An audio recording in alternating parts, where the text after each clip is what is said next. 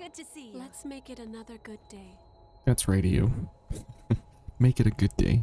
Alright there, Revenants, welcome back to Code Vein and the Road to 100, where today we are in the Cathedral, and of course we do have to do the first invasion here up around this area, and this is going to be pretty tough, but what we are going to be running here for either one of these bayonets, the Burning Disaster Venom or Slow, either one is going to be useful for us here as we are getting up to the point here where we're using some of the more weird things, but the Burning Disaster is one of the bayonets in the game that allows you to produce your status debuff effects at distance. It's not a very far distance, I will admit, however it is a distance nonetheless, and for right now what we have to do is just do some slaps here, no problem. And you can see that our iCore recovery is not exactly incredible at this point, so that is where we do have to rely on our blood veil. And since we are going to be getting slapped oh so very much during these during this invasion, we will be needing to use our charge attacks for our blood veil to be getting back a whole lot of health here along the way. Okay. Oh, okay, and we are dead. Excellent, thank you, Ew. So she may need some help over there, but we will see about that. But first, let's go ahead and get some of these launch attacks. Okay, good. This fine specimen is poisoned here, or slowed, so that will help us considerably. Ouch. Okay. And you'll notice here that what we are going for here is not exactly the most amazing thing in the world here for what we should be trying to do. And let's go for some health here. Oh boy, they are very much coming after us. Okay. And there is just non-stop attacks here going on, where we have no ability to react in any way here. Okay, good. Let's see, let's get our debuffs going again here. It's unfortunate that EO did in fact die.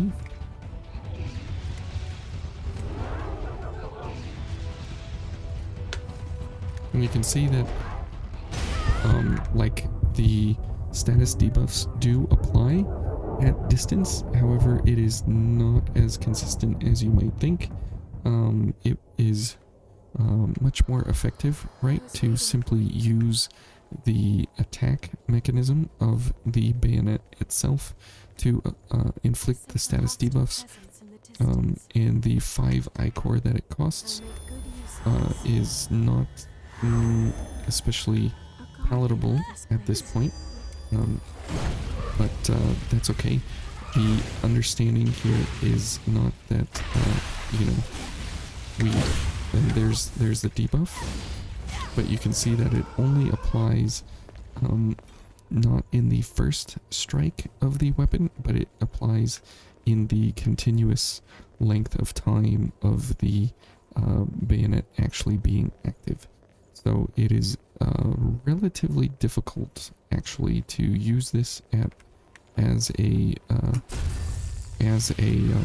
bayonet at distance to apply the debuffs, and so that is why you can use it as a bayonet at distance to apply those debuffs and such, but it is not super valuable. But it is something that we can do. And so, as you can see there, this fine specimen is slowed, which gives us extra time here to think about our parry timings.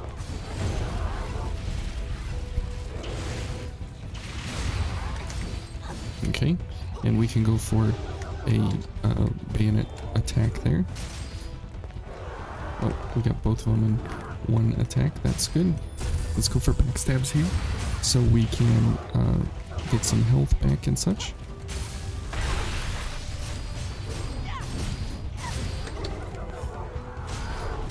And you can see that the amount of poison and slow is pretty good overall that we have here.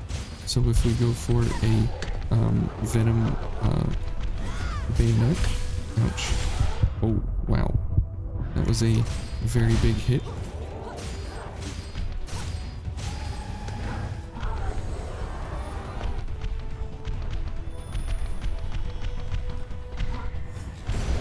Okay, and AO is inhibited. That is not great at all. And ouch. Yep, I figured that would be perfect timing there. And I prefer the slow bayonet version, just because of the fact that I do want the enemies to be slowed. I do not want them to have any kind of time on me where they are getting access to. Oh, Eo's dead. Oh, we are dead.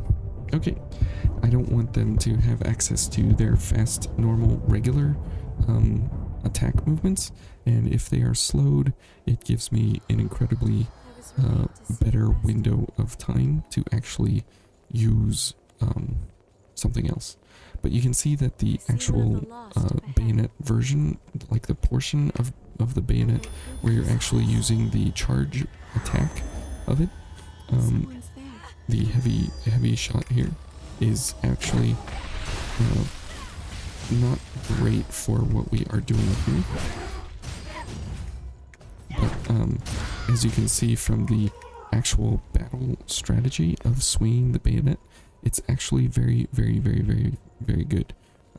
Now if we wanted to change this from a debuff run and go for the lightning, it would make it even that much more good for this fight, because everything here is weak to lightning.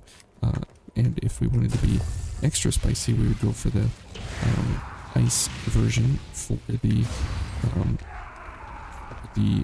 purple ladies. So as of right now, we are just going to try and muddle through with the idea of you know, the debuffs here. Oh, that's right. We don't have any icors, so oops. Okay.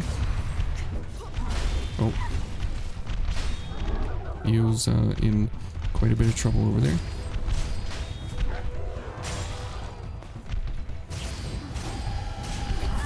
Oops, I'm in quite a bit of trouble. Okay. Now, this thing... now, if the monkeys can get out of here... Okay. Stupid monkeys.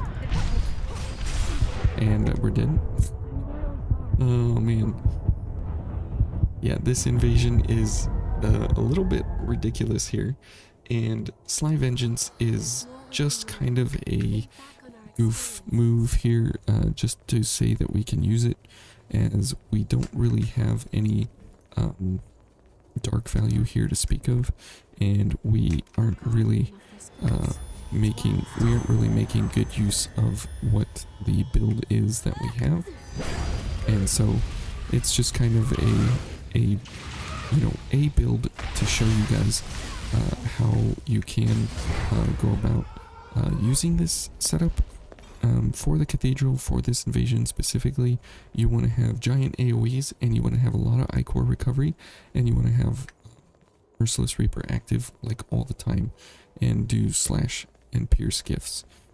If you're not doing that, you are definitely doing this invasion wrong.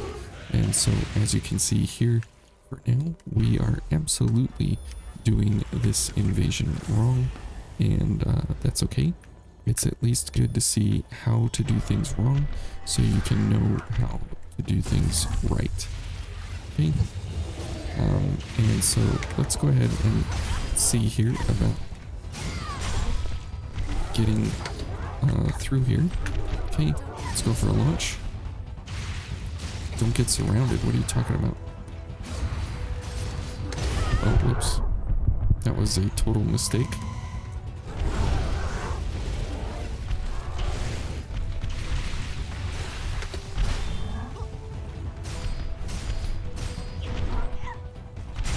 Oh, she's slowed indeed here.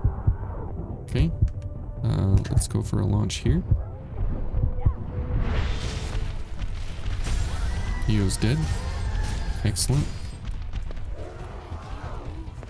Uh-huh. Maybe we could throw her up over the edge here. Almost. Oh boy, we're dead. Look at this. Look at this. Okay.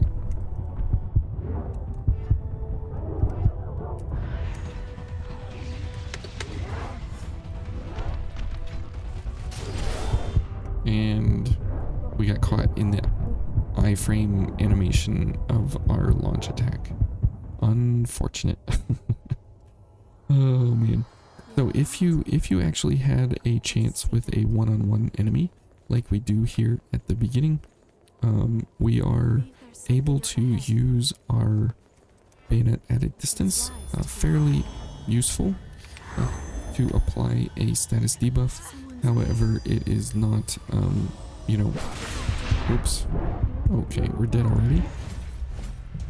It's not in our best interest actually to use the bayonet as a bayonet, because it just is so bad. It's incredibly bad, but it is unique that it does apply the status debuff at a distance, as it is one of two.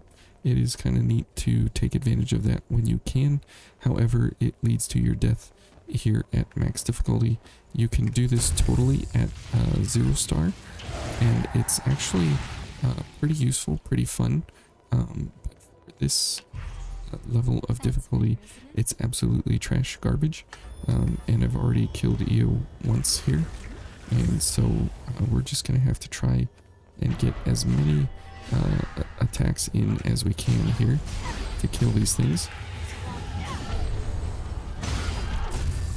Okay, and we'll try and throw as many enemies up over the edge here as we can, because that is super duper helpful, that we can get rid of them so quick and so easy, except for these stupid monkeys here.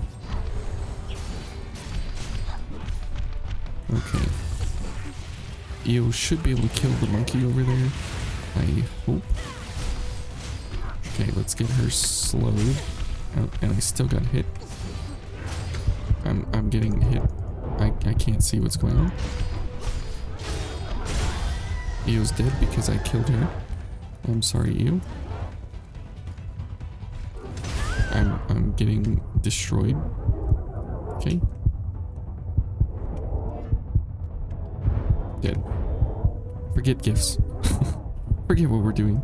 Oh my goodness.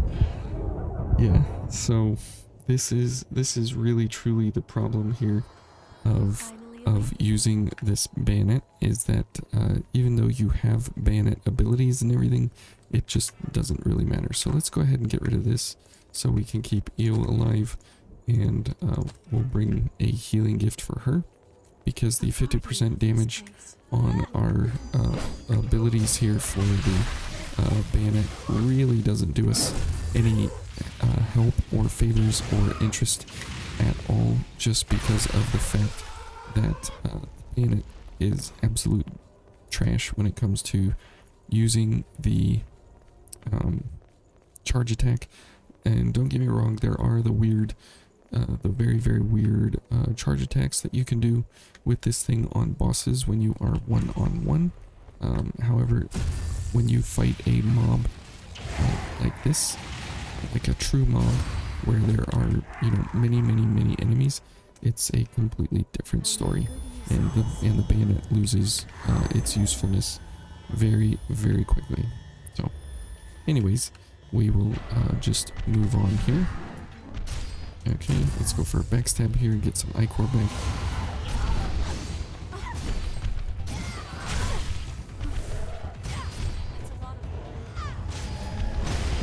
Okay, the parry did not come out fast enough, and we are dead. And he was doing okay over there. Alright, so, yeah. As long as you're still standing, This is not how you want to be applying status debuffs for this invasion. We will curb stomp this invasion tomorrow, and with status debuffs and everything, and I'll show you how to do it. This is a fun, interesting thing, and you might think, oh well, it's so good to apply these at distance, you know, then we should be doing that. And the answer is no. It's really not what you think it is. So anyways, we'll see you guys tomorrow, and we'll do the invasion with a status debuff setup that will actually destroy these guys. So okay, we'll see you tomorrow. Thanks for watching. Bye.